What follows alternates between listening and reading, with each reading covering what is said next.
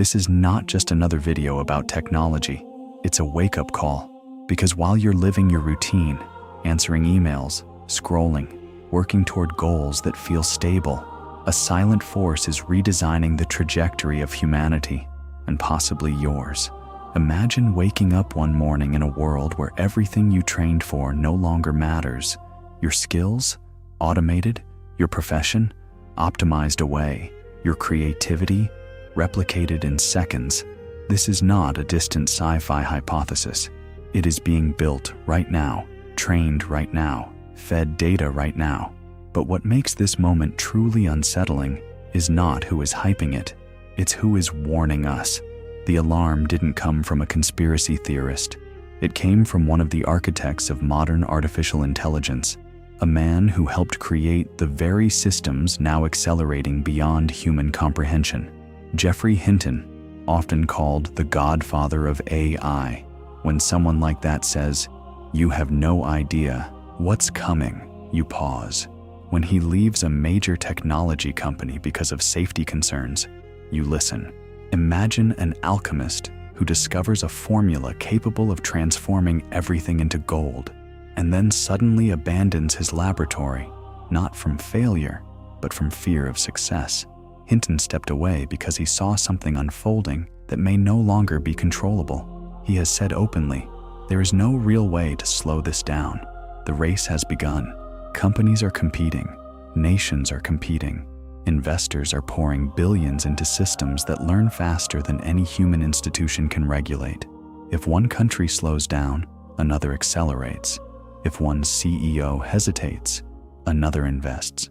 In this environment, caution becomes an inconvenience, safety becomes negotiable, and speed becomes everything.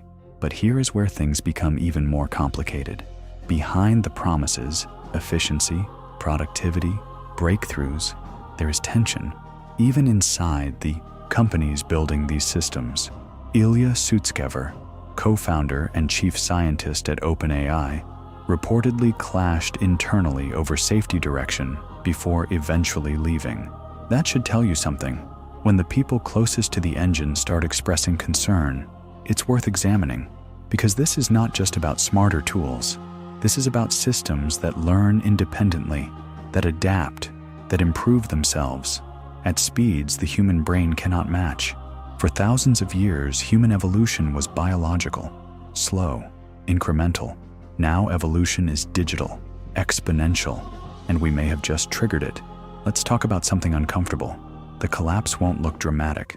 There won't be robots storming offices. No cinematic takeover. It will feel efficient, gradual, polite.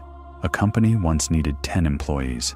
Now it needs 3, assisted by AI systems that draft emails, analyze data, generate marketing campaigns, review contracts, write code. The other 7 don't disappear violently. They just become unnecessary.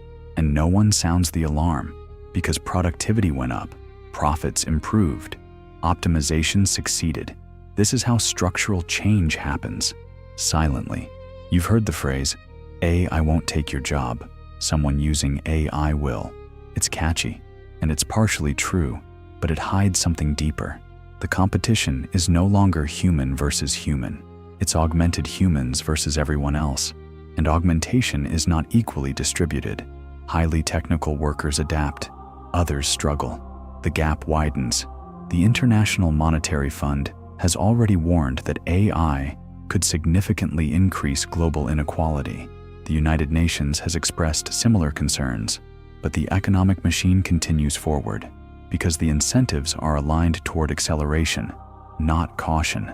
Now pause and think about this. For most of human history, machines replaced muscle, steam engines replaced physical labor, tractors replaced farmhands.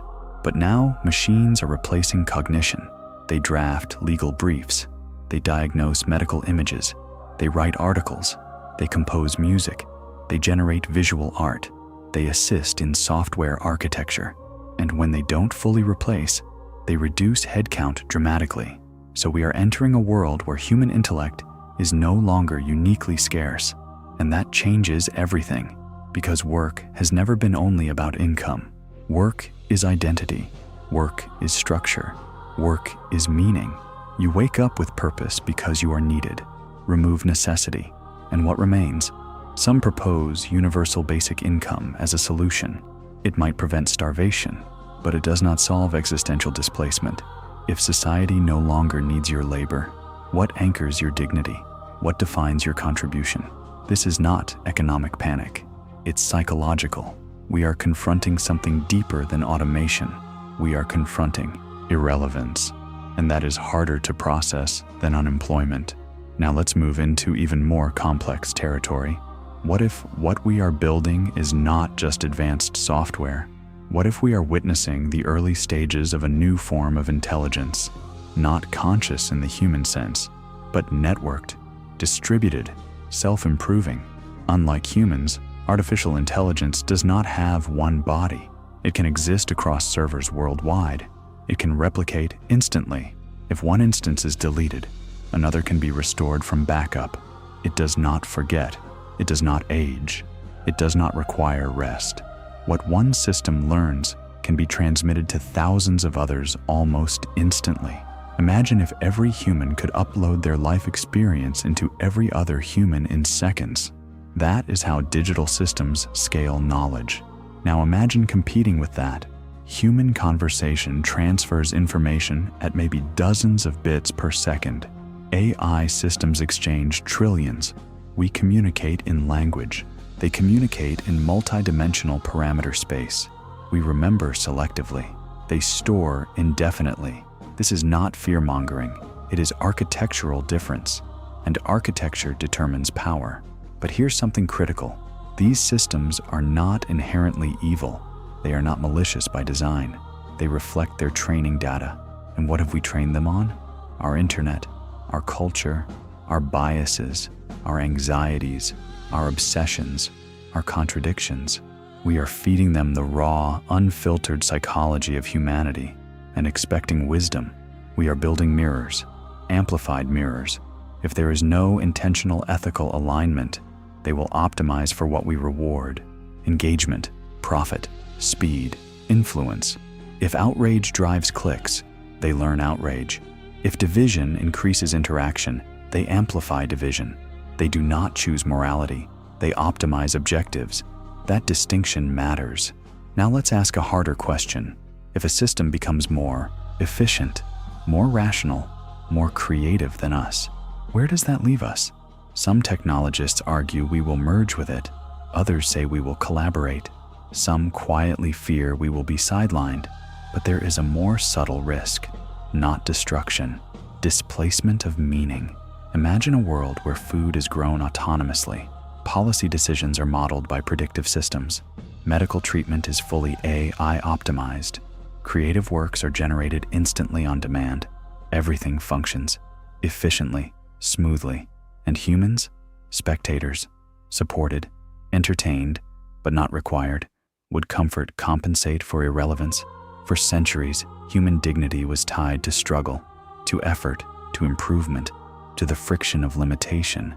Remove friction entirely, and you may remove growth. A life without challenge may sound attractive, but without resistance, what shapes you? Without failure, what teaches you? Without necessity, what motivates you? Now consider inequality in this future.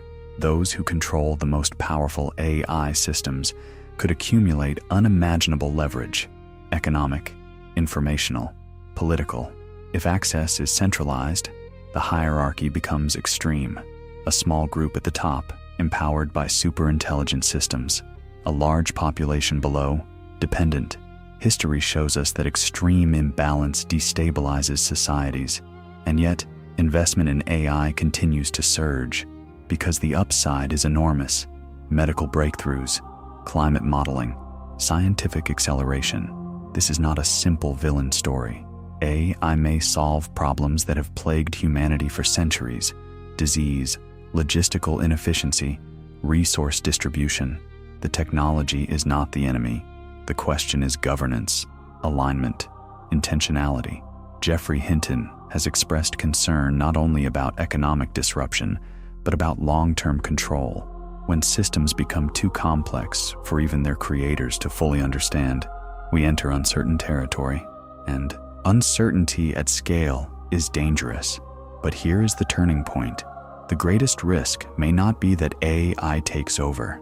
The greatest risk may be that we never consciously decide what it is for, that we drift into a future optimized by market incentives alone, that we build faster than we reflect, that we automate before we understand.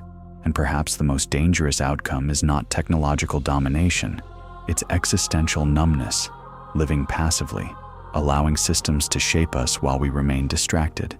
Because while we debate whether AI will replace us, we are already replacing ourselves, outsourcing memory, outsourcing navigation, outsourcing creativity, outsourcing critical thinking. Convenience is seductive, but dependency accumulates quietly. So maybe this moment is not about fear. Maybe it's about awareness. Artificial intelligence forces us to confront a deeper question.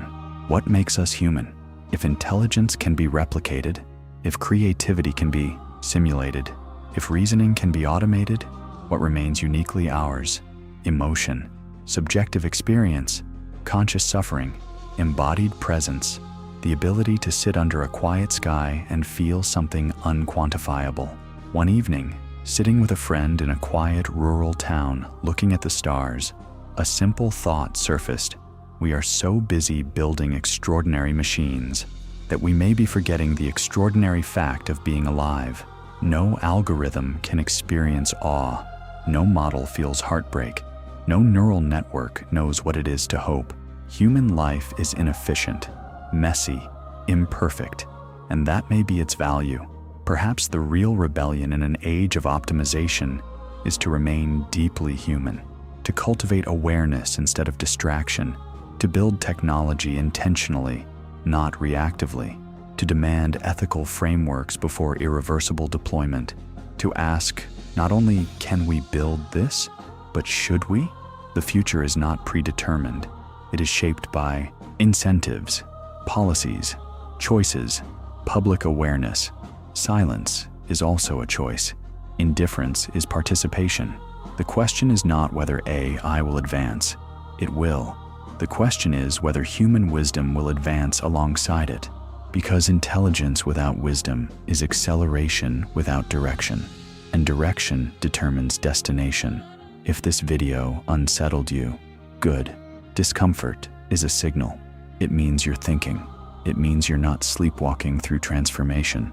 We are living through one of the most pivotal technological shifts in human history, and whether it becomes a renaissance or a rupture depends on what we demand now.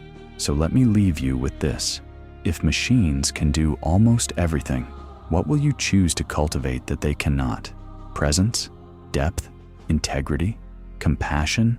Those are not easily automated. If this conversation resonated with you, take a moment, like the video, share your perspective in the comments, not out of obligation, but because dialogue matters in moments like this. And if you want to explore further the psychological, economic, and philosophical implications of AI, subscribe, because this conversation is only beginning. 2 videos are waiting on your screen right now. One dives deeper into the psychology of technological dependency. The other explores how power consolidates in emerging digital empires. Choose carefully, because the future is not something that simply arrives. It is something we either shape or surrender to.